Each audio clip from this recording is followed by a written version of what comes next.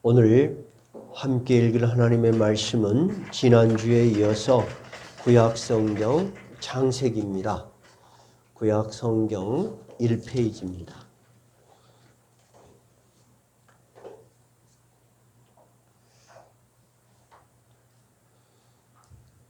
오늘은 창세기 1장 20절 2페이지가 되겠네요. 제 성경으로는 2페이지 20절에서부터 31절까지 읽으시겠습니다. 다 찾으셨죠?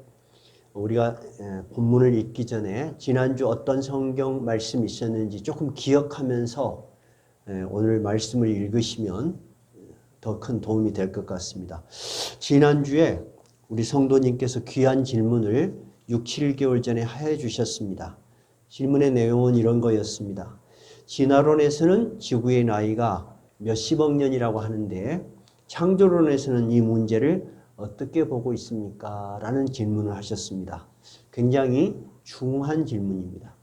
이것은 그냥 질문 하나로서 우리가 볼 수 있는 게 아니고 우리가 늘 과학의 시대에 사는 우리 자녀들 또 우리 자신도 마찬가지지만 과학과 신앙이 같이 갈 수 있을까? 항상 부딪히는 것 같단 말입니다.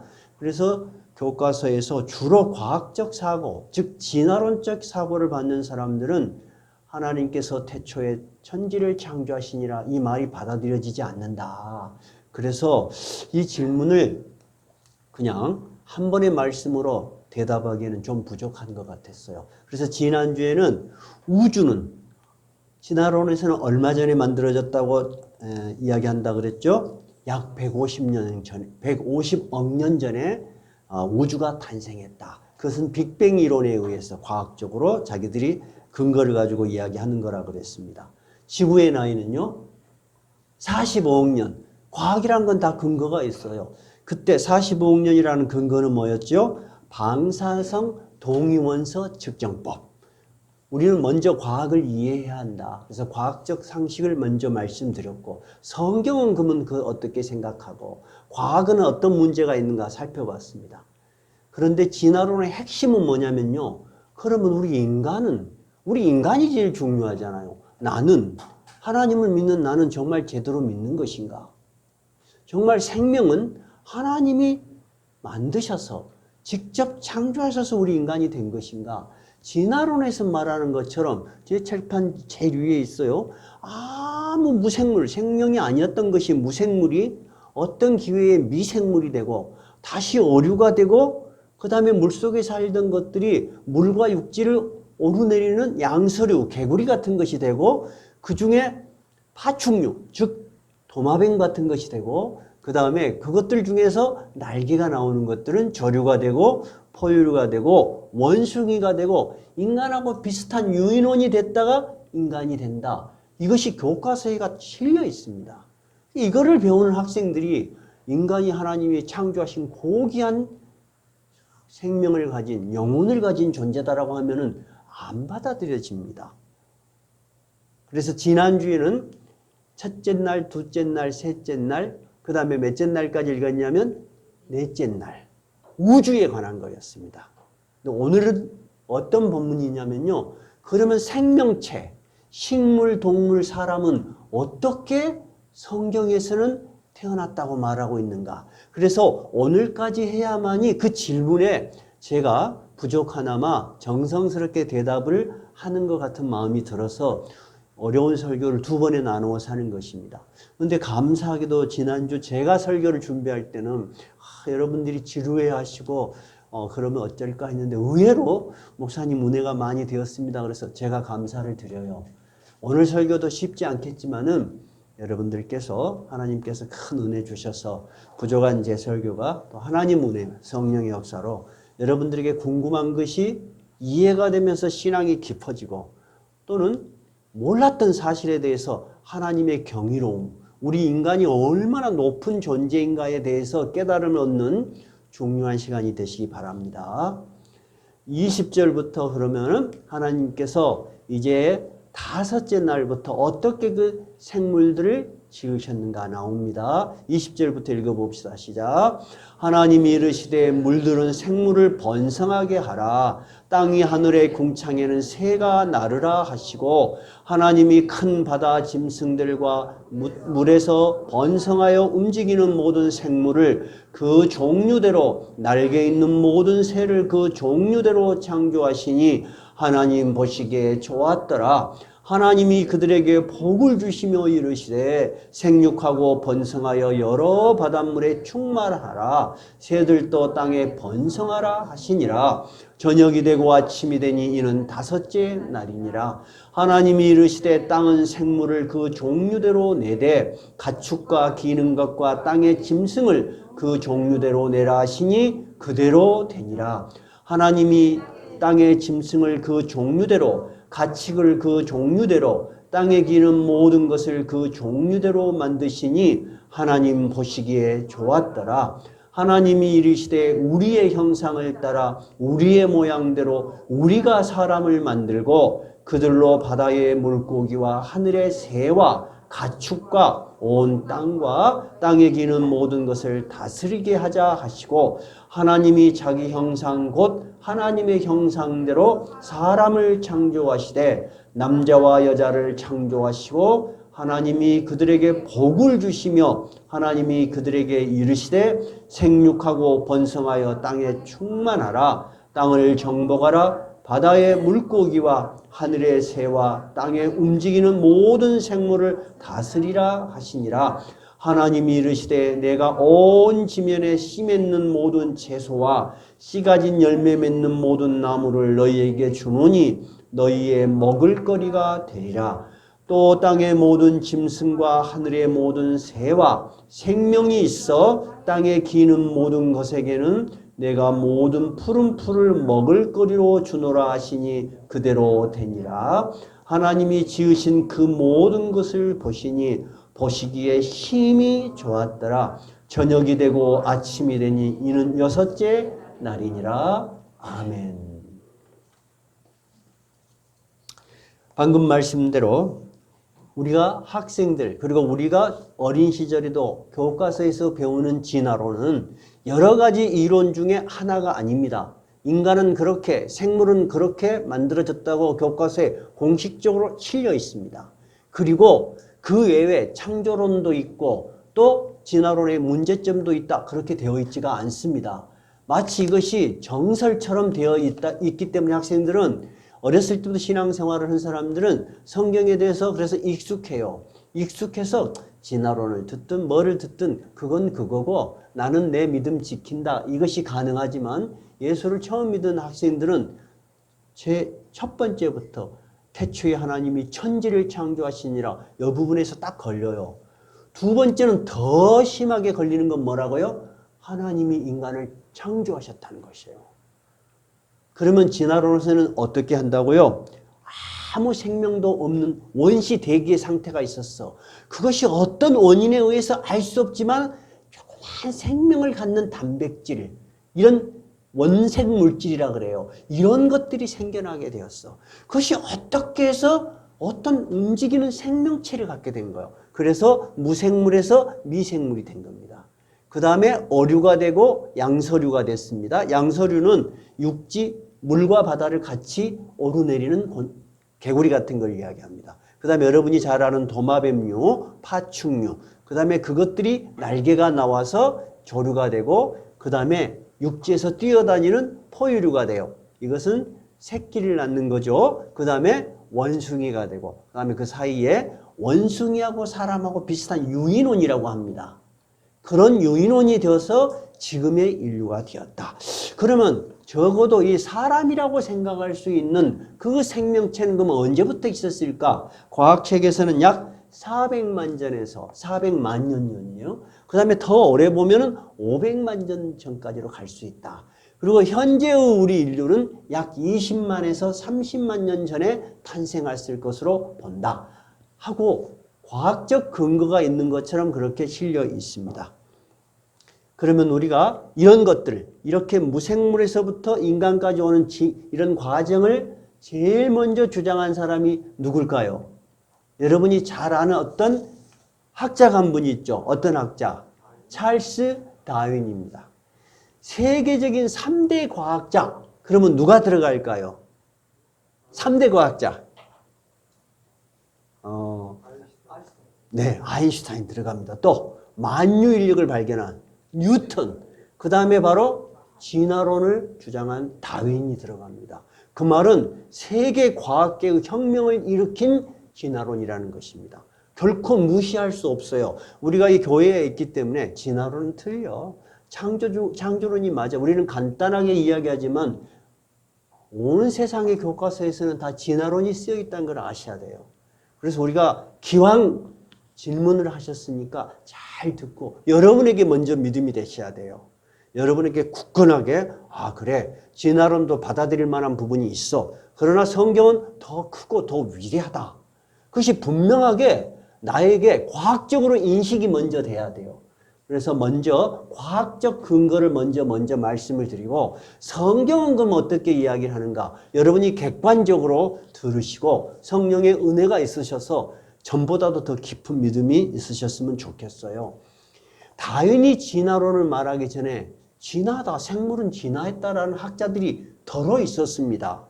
여러분이 잘 아는 학자, 이름은 모를 거예요. 네마르크라는 학자가 용불용설이라는 이론을 내세웠어요. 그건 뭐냐면 이런 거예요.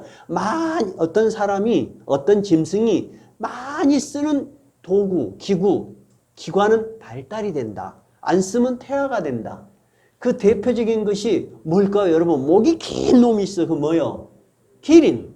기린은 자꾸 높이 있는 걸 따먹으려다 보니까 목이 길어졌다 등 그런 진화론을 말하는 사람들이 있었어요. 근데 그 사람들은 대표적인 진화론자라고 하지를 않아요. 왜 그러면 우리는 다윈을 대표적인 진화론자라고 했는가? 지금부터 추적해 갈 거예요. 이 다윈이 무슨 말을 했길래 과연 이것을 과학적인 근거로 19세기 때부터 적어도 200년 동안을 교과서에 실리게 됐고 과학자들이 이것을 추종하고 있는가? 여러분 과학자가 미련한 사람들이에요? 영리한 사람들이에요? 영리한 사람들이에요. 여러분 무식한 사람들 아니에요. 일단 우리는 남을 인정해야 돼요. 인정하고 우리는 어떤 근거로 창조론을 받아들인가 우리가 분명히 아셨으면 좋겠어요. 다윈은 1809년에 태어났어요. 그러니까 세기로 말하자면 19세기에 태어났어요. 근데 굉장한 부유한 집안에서 태어났어요. 영국이 여러분 18세기, 19세기는 선진국 아닙니까? 세계 최강의 나라 아닙니까? 해지지 않는 대영제국, 식민지를 많이 거느린 그런 나라였잖아요. 그 영국에서도 다윈의 할아버지는 알아주는 의사였습니다. 최고의 실력을 받는 의사였어요. 근데 이 할아버지가 의사일 뿐만 아니라 시인이고 박물학자, 뭘 채집으로고 그리고 발명가 아주 재능이 많은 사람이었어요. 근데 자기 아버지도 의사였어요. 우리 중에도 이제 친척 또 우리 가게 중에도 우리 가문 중에도 의사가 있는 분들이 있지만 의사들은 주로 자기 자식을 뭘로 만들려고 그래요?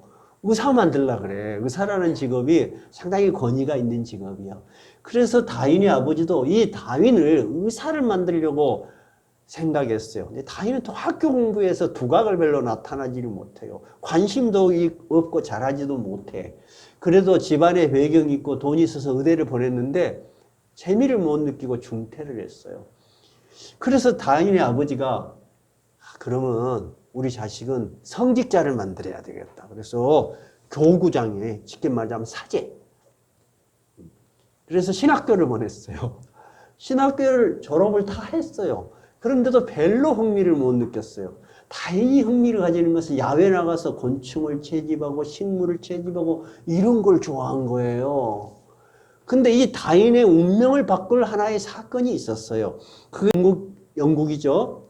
전 세계에 해안 탐사를 해. 식민지를 재건하던 시대니까 저 남미, 유럽에서 동떨어진 아주 한 번도 가보지 않는 남미 먼 나라를 항해를 하는 탐사선을 하나 건조를 했어요. 그 이름이 비글호예요. 해보세요. 비글호.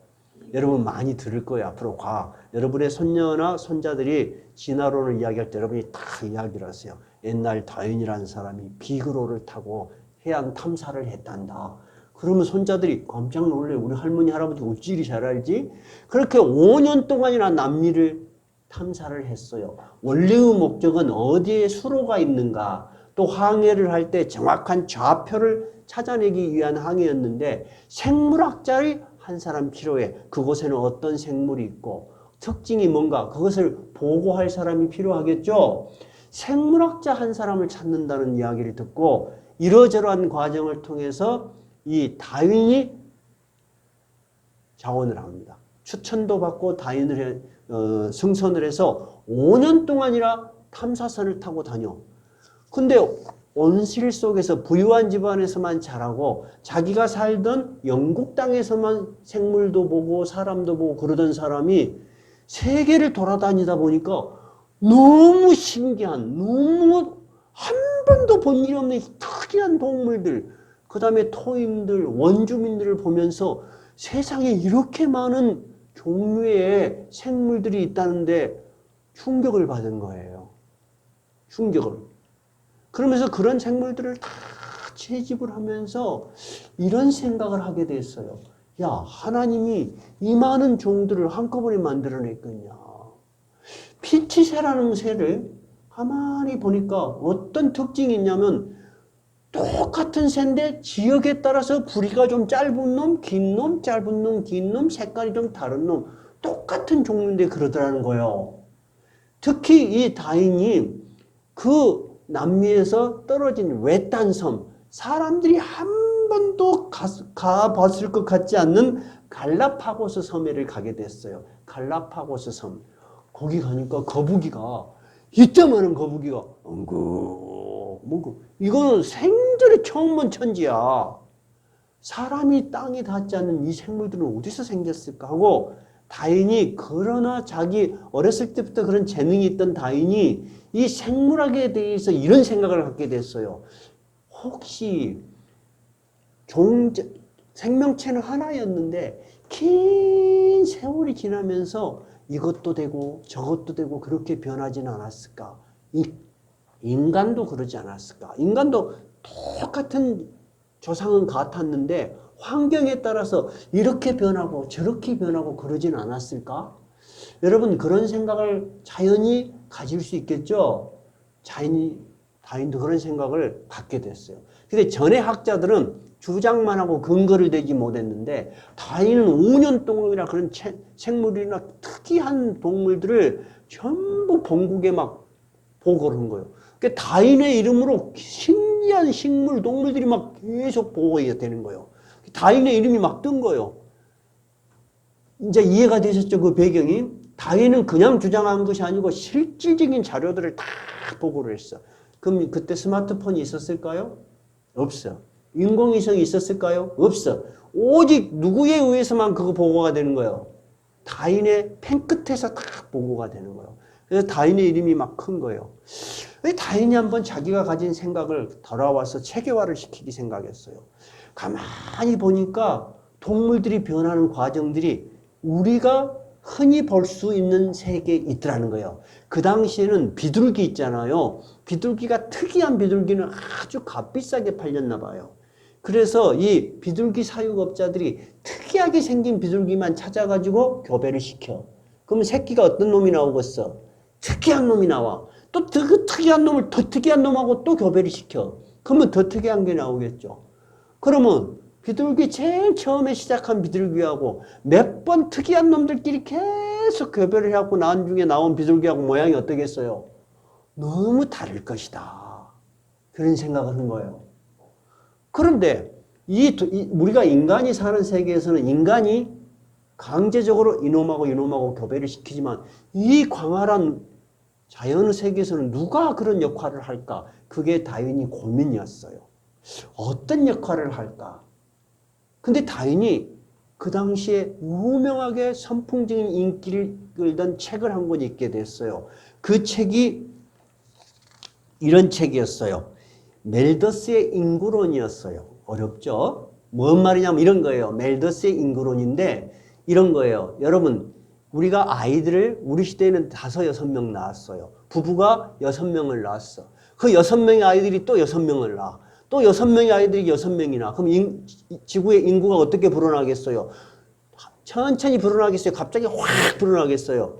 확 불어나겠죠. 인구는 기하급수적으로 늘어난다. 그때는 산화 제한도 없잖아요. 그런 과학도 없고. 근데 식량은 아무리 애를 써도 10%, 15%, 25% 생산이 안 돼. 그러면 결국은 인구가 너무 많고 식량이 적으면 어떤 문제가 생길 것이다. 이 지구에 엄청난 종말이 올 것이다. 그것이 멜더스의 인구론이에요. 다윈이 그것을 보고 딱 깨달았어요. 맞다. 자연 생태계에서도 분명하게 먹을 것은 한계가 있을 것이다.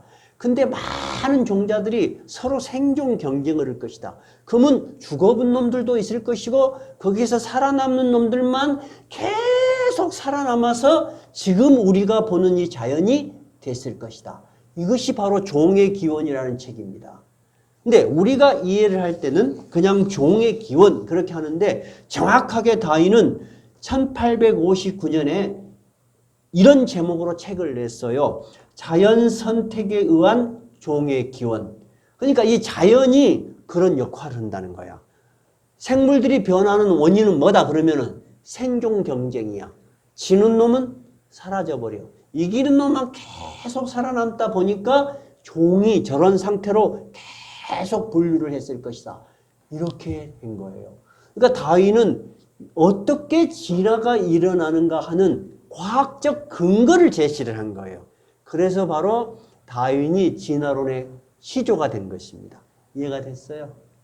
이제 여기까지가 과학적 관찰입니다. 여러분이 들어보시니까 어때요? 그럴듯하죠? 네. 그 이론이 200년 동안 교과서에 실린 것입니다. 자, 그러면 지난주하고 똑같이 그 이론의 문제점은 뭘까 하는 것입니다. 자, 제일 처음에 두 가지 문제점이 있어요. 첫째는 뭐냐? 지난주에 말씀드렸어요. 이 종에서 이 종으로 또는 원숭이에서 인간으로 이 종에서 이 종으로 뭔가 바뀌는 과정이 있겠죠. 만약에 원숭이에서 여러분 세월이 많이 가면 인간이 된다면 분명히 원숭이하고 인간 사이에 양쪽의 특징을 다 갖는 어떤 것들이 있어야 되겠죠. 그것도 한두 개가 나오면 안 돼. 계속적으로 나와야 돼. 이것을 중간 단계라고 합니다. 중간 단계의 생물이 한 점도 없다는 것입니다. 만약에 그러면 진짜 한 점도 없다 그러면 어떻게 된 거예요? 모든 종들은 원래부터 자기의 조상이 다르다는 거예요. 첫째요. 그것이 지난주에 말씀드렸어요. 두 번째는 뭐냐면요.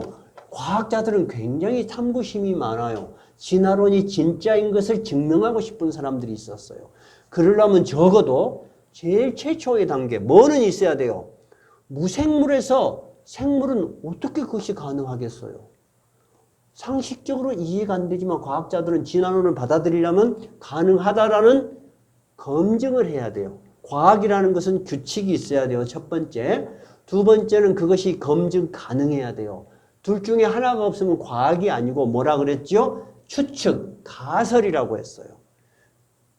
그런데 이 사람들은 이런 생각을 했어요. 이 진화론이 맞다면 틀림없이 이 원시 대기의 상태에 번개가 막 치다 보니까 공중에 떠돌던 원소들이 결합이 돼갖고 생명의 기원이 되는 원생 물질이 생겨나지 않았겠냐. 그걸 한번 실험을 해보자 하고 실험한 학자가 있었어요. 그것이 정말 제가 어렸을 때 저는 공부를 조금 열심히 했던 사람이에요. 지금도 기억나는 과학 실험이에요. 정말 믿었어요. 왜냐하면 교과서에 실렸었거든요. 그리고 사실이라고 했거든요. 자, 이 실험에 대해서 제가 설명을 해드릴게요. 밀러의 실험이라고 합니다. 사람은 밀러입니다. 누구라고요? 밀러입니다. 이 사람은 1955년 시카고 대학의 교수입니다.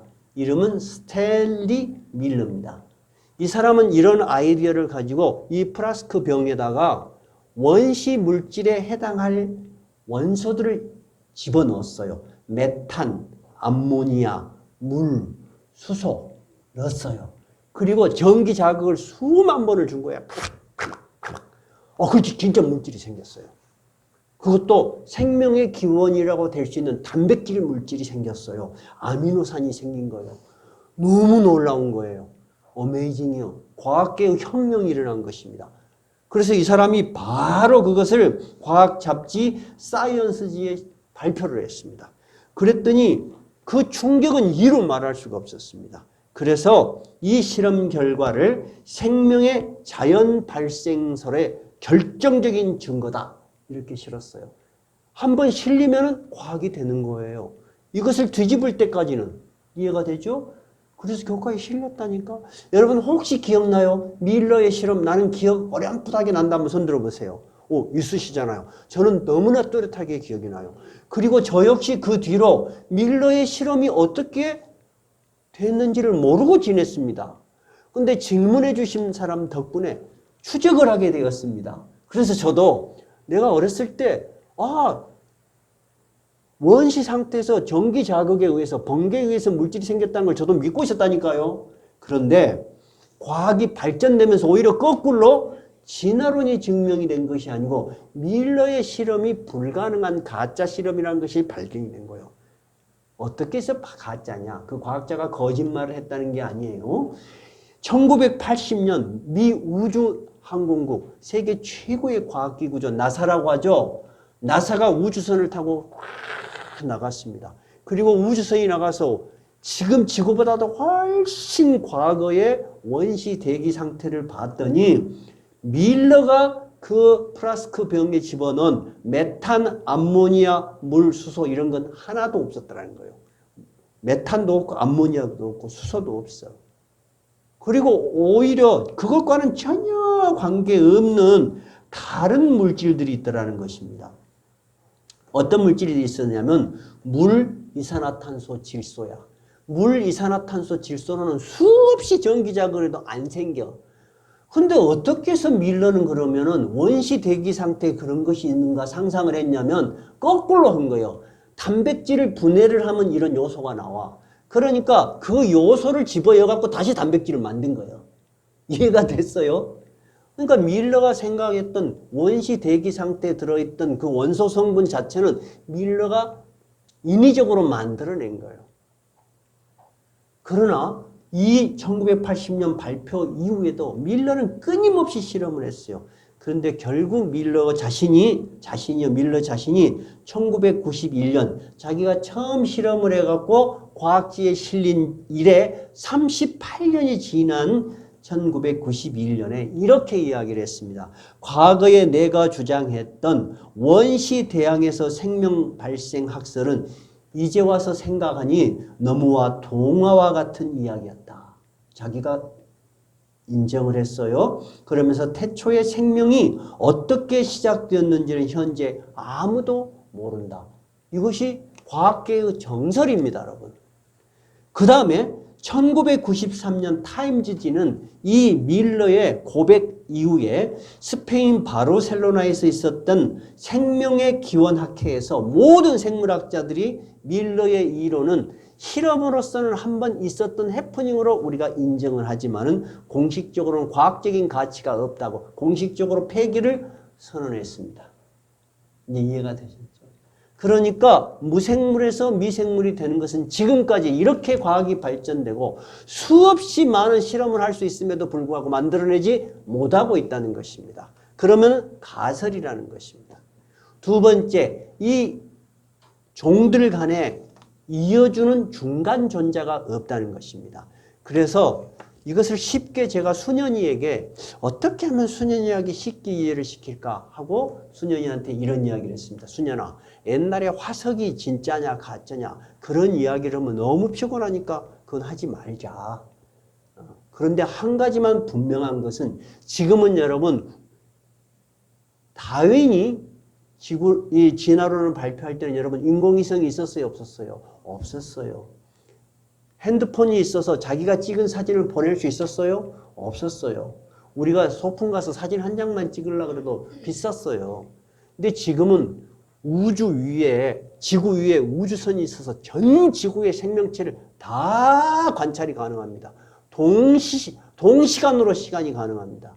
그러면 지금 현재 지구 위에 인간들이 여러 인간들이 살아요. 수억의 인구가 사는데 단 한 명이라도 인간과 원숭이 중간에 동물이 다다라는 거 봤어요? 없었어요. 옛날에는 우리 눈에는 안 보이지만 분명히 있을 것이다 라는 가정을 했어요. 지금 없어요, 여러분. 그리고 밀림에 사는 원주민들, 불도 없어 전기도 못 돼 원시 상태를 그대로 사는 원시인들, 여러분 원숭이에요, 사람이에요? 사람이에요. 똑같이 가족을 사랑하고 신께 제사를 드려요. 그러면 결국은 뭐예요? 진화론의 가설로서의 이론은 그럴듯하지만 모든 종은 각각 자기 종대로 처음부터 존재했다는 거예요. 그러면 오늘 성경 1장 20절에 하나님이 생물을 만드실 때 어떻게 만드셨냐? 21절 한번 읽어봐요. 하나님이 큰 바다 짐승들과 물에서 번성하여 움직이는 모든 생물을 어떻게? 그 종류대로, 날개 있는 모든 새를 그 종류대로 창조하시니 하나님이 보시기에 좋았더라. 모든 생물은 어떻게? 처음부터 종류를 분류해서 만드셨다는 거예요. 누구도 이것을 반박을 못하는 거예요. 어떻게? 과학적으로 반박을 못해요. 이해가 되시죠? 근데 혹시 여러분들 중에서 옛날에 생물학이나 과학에 관심이 있던 우리 강지경 집사님 같이 아주 탁월하게 그런 타고난 재능이 있는 분이 있다. 이런 거 한 거 본 일 있을 거예요. 시조새. 화석 시조새. 이것은 새인데 말입니다. 날개에 뼈다구가 있어요. 그리고 불이 뭐죠?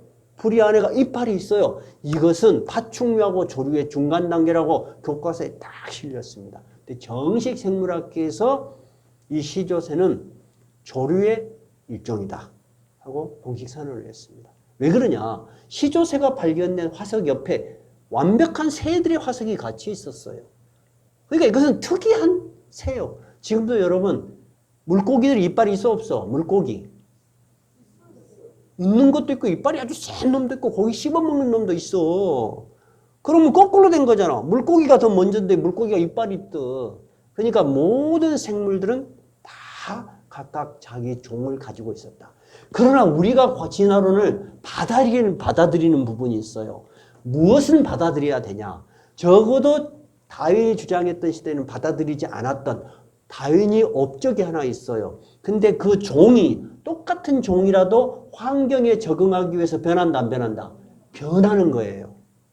이해가 됐죠? 우리가 예를 한번 들어봅시다. 변할 뿐만 아니라 백인 남자하고 백인 여자하고 결혼을 했어요, 여러분. 근데 흑인 아이가 태어났어요. 그래서 백인 남자가 어디서 이 여자를 엄청 학대를 했어요. 뭔가 나쁜 짓을 했어. 자기가 아닌 다른 남자하고 어떤 관계를 가져서 아이가 태어난 거다. 여자는 절대 안 그랬다는 거야. 이게 어떻게 된 걸까요, 여러분? 근데 요즘 과학이 얼마나 발전했습니까? 유전자 형질 검사, 그 다음에 직계 가족을 보니까 그 흑인 여자의 어머니가 흑인이었어. 근데 백인 남자하고 결혼한 거야. 근데 백인과 흑인이 결혼했는데 백인 여자가 태어났어. 그러니까 이 백인 여자는 자기가 흑인이 조상이 있었다는 걸 모르는 거야. 그리고 이 백인 여자하고 백인 남자하고 결혼을 해놓으니까 당연하게 뭐가 나와야 된다고 생각하는 거야. 백인이 나와야 된다고 생각했는데 흑인이 나왔어. 그럼 결국은 진화론을 주장한 것보다도 더 많이 과학이 발전한 게 뭐냐면은 유전자 이론입니다. 우리 유전자 속에는 다양한 유전자가 있어. 색깔이 스펙트럼이 다 그래서 똑같은 사람인데도 우리 아이들도 얼굴이 하얀 애기가 있고 좀 검은 피부를 가진 애가 있죠. 우리 하랑이는 다리가 좀 검습니다. 하원이는 또 하얗습니다. 그러니까 같은 자녀들도 피부색이 다를 수 있어요. 근데 여러분 흑인이든 백인이든 황인종이든 종은 어때요? 같은 종이에요. 인간 종이에요. 이해가 되시죠? 그러니까 성경이 이게 언제 쓰여진 것입니까? 적어도 3,500년 전에 이 종류대로 생물들이 창조되었다는 것이 조금 더 틀리지 않는다는 것입니다. 자, 그러면은 24절 한번 봐요. 이제 24절 읽어봐요. 시작. 하나님이 이르시되 땅은 생물을 그 종류대로 내되 가축과 기는 것과 땅의 짐승을 어떻게 종류대로 내라 하시니 그대로 되니라. 하나님이 그 땅의 짐승을 어떻게 그 종류대로 그 가축을 종류대로 땅에 기는 모든 것을 종류대로 만드시니 하나님 보시기에 좋았더라. 모든 동물들은 그 종이 독립되어 있다는 것입니다. 이해되죠? 근데 같은 종에서는 어떻게 변화가 가능하다는 거예요. 첫째, 환경에 따라서. 두 번째는 어떻게 교배에 의해서. 이제 이해되셨죠? 근데 하나님이 제일 여섯째 날 마지막에 특이한 하나의 생명체를 만드십니다. 신을 닮은 생명체를 만드십니다. 하나님이 우리의 형상을 따라 우리의 모양대로 우리가 사람을 만들자. 그리고 사람은 다른 동물들하고 다르게 만들었다는 것입니다. 여섯째 똑같은데. 그럼 우리 인간은 다른 동물하고 뭐가 다르죠? 먹는 거 똑같아요. 자는 거. 그 다음에 짝짓기 하는 거 다 똑같은데 뭐가 달라요? 하나님의 형상이 우리 안에 있어. 그래서 하나님을 사모하게 돼 있어. 하나님의 품성을 가지고 있어. 우리가. 그래서 우리는 어떤 걸로 만족이 안 돼. 먹고 마시고 돈을 아무리 많이 가져도 하나님을 찾지 못하면 만족이 안 되는 존재로 만들어놨어요. 우리 특이한 존재로 만들어놨어요. 여러분, 인간과 동물의 차이점이 뭐요? 그러면 옛날에는 인간은 도구를 쓰는데 동물은 도구를 안 쓴다 그랬어요. 잘못된 거 알죠? 동물을 도구 써 안 써? 써. 원숭이가 나무 끝에기에 지침을 찍찍 발라갖고 굴 속에 찍 집어요. 그럼 개미가 싹 붙어나가고 쪽 빨아먹어. 얼마나 도구를 잘 쓰는지 몰라. 새가 집을 질 때 건축학자보다 더 잘 짓습니다. 딱 나무를 물어와서 착착착착. 그러면 공중에 딱 집이 돼. 동물은 언어가 있어 없어? 있어. 저것끼리 말 다 통해. 그래서 결국은 마지막에 없는 게 뭐냐? 그들은 신을 섬기지 않아요. 신에 대한 제사를 드리지 않아요. 근데 여러분, 아마존의 밀림에 사는 거의 밑에도 벗고 다니는 그 사람들 신께 제사들이 안 드려? 드린다니까. 그래서 우리 인간은 하나님의 형상을 닮은 고귀 아닌가요? 그럼 우리 안에는 뭐가 있다? 신성이 있다는 거예요. 거기까지가 여러분, 우리가 진화론의 문제점. 그 성경에서는 그럼 우리를 어떻게 말하는가? 자, 이해가 되셨죠?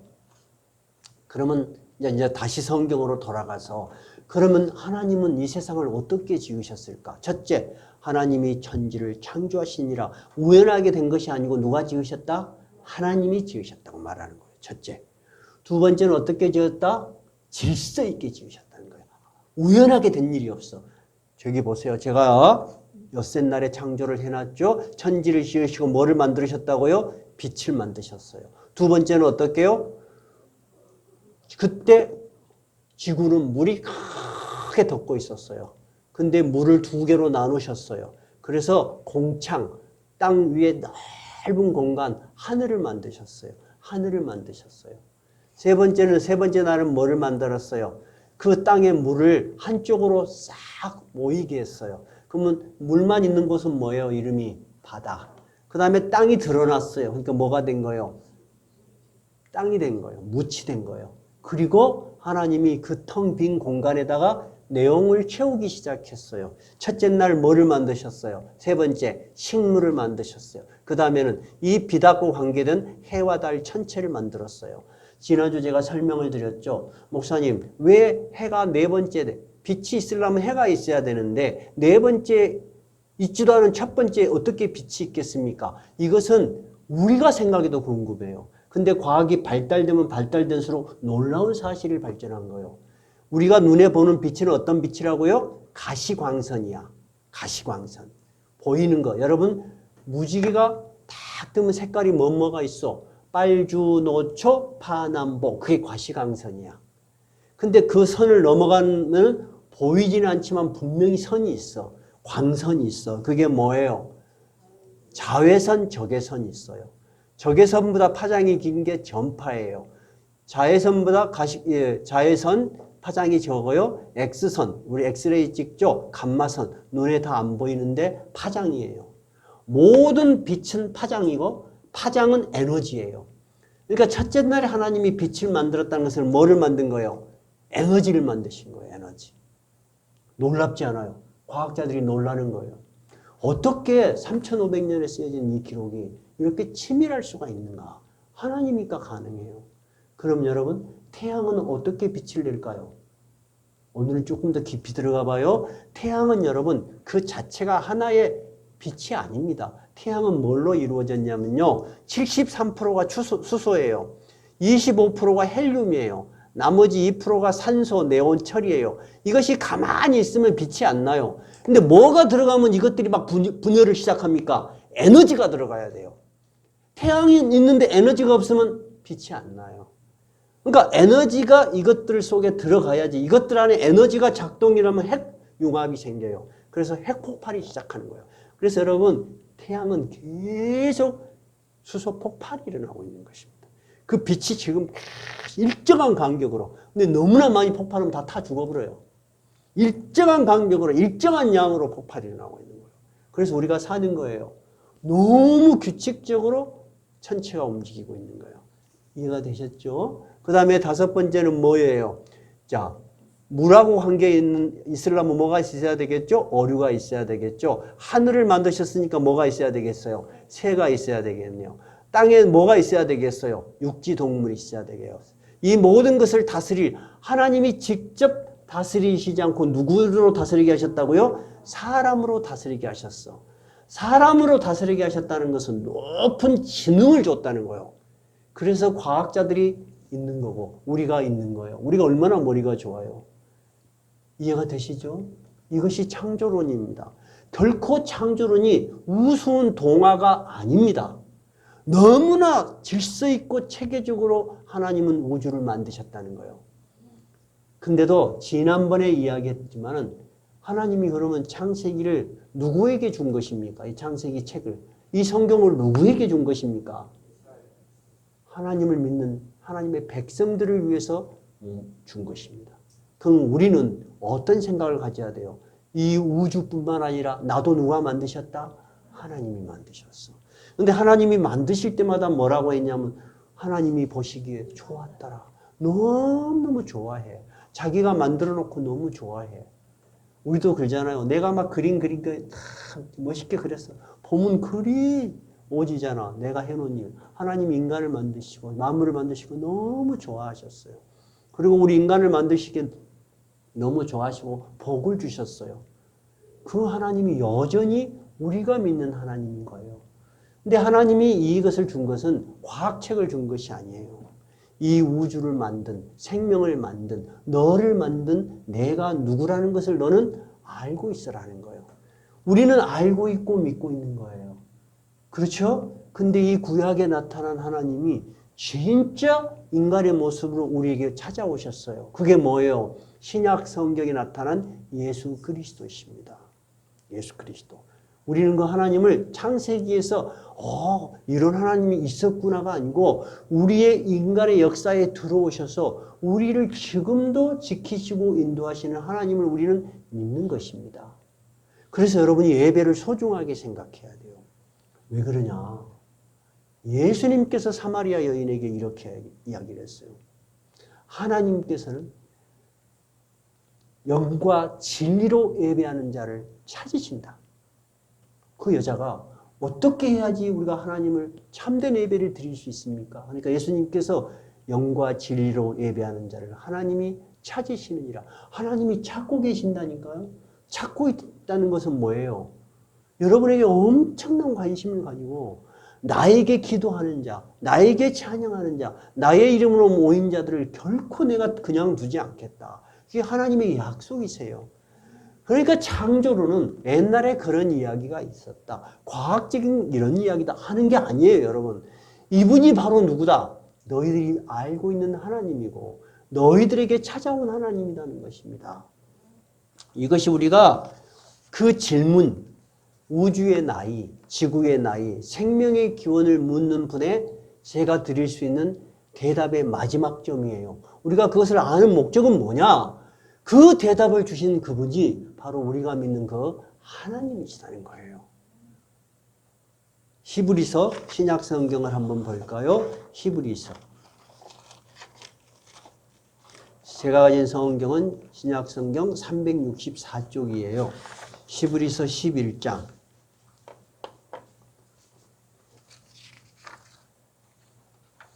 11장 3절입니다. 11장 3절 다 찾으셨어요? 364쪽이에요. 3절 한번 읽어볼까요? 시작.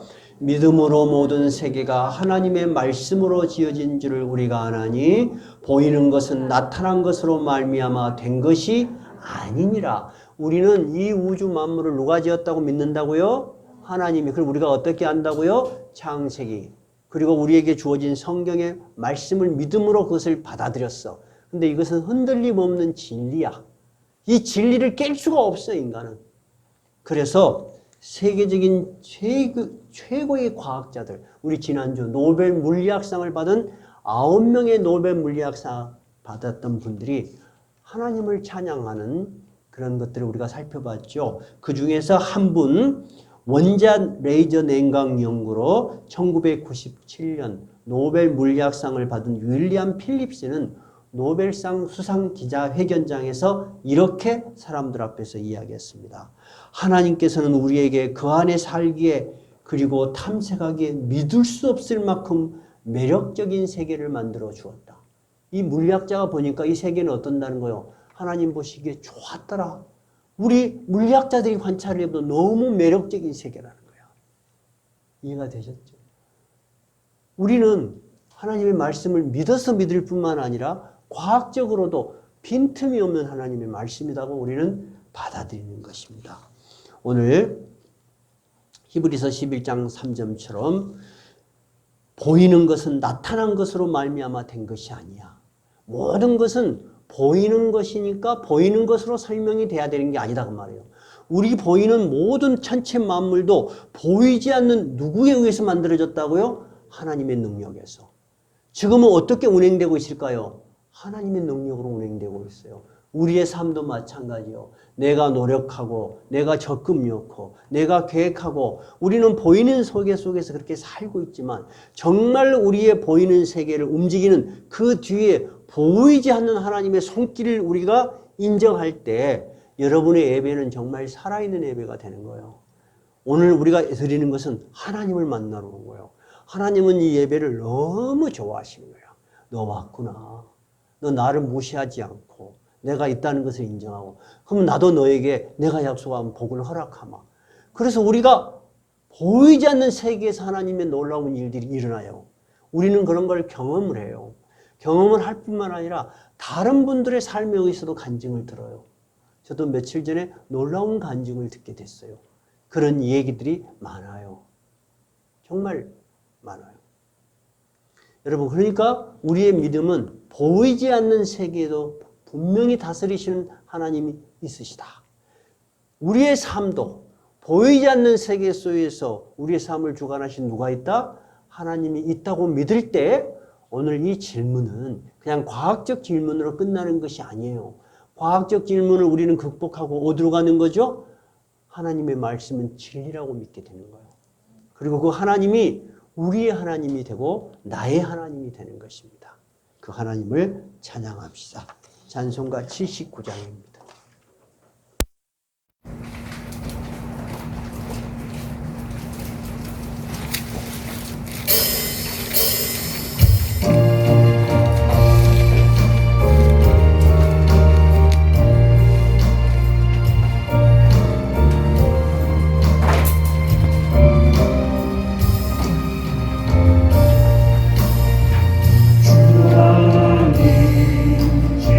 지으신 모든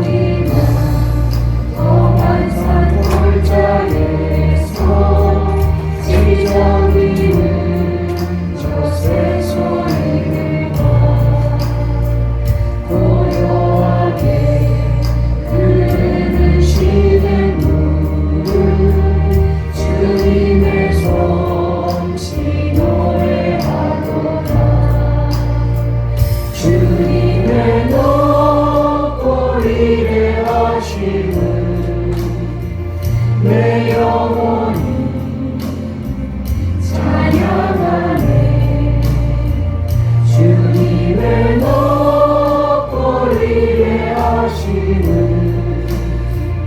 내 영혼이 찬양하네. 주 하나님 독생자 아낌없이 우리를 위해 보내주셨네. 십자가에 피 흘려 죽으신 주 내 모든 죄를 대속하셨네. 주님의 높고 위대하심을 내 영혼이 찬양하네. 주님의 높고 위대하심을 내 영혼이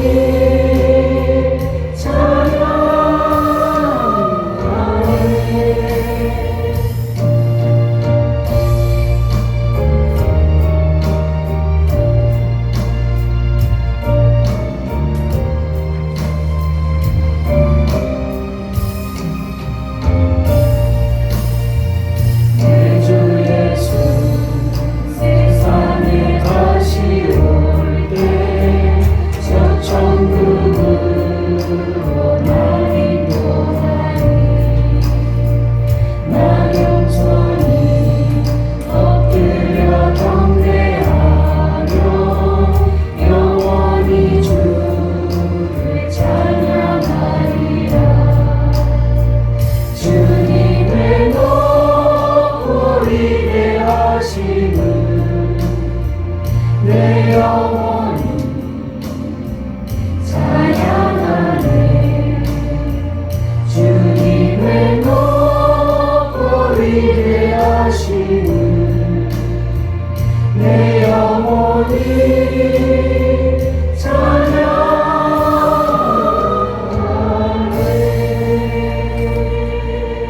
찬양하네. 하나님의 전능하심과 우리를 사랑하심을 다시 기억시키게 해주셔서 감사합니다. 기도하는 시간 갖겠습니다.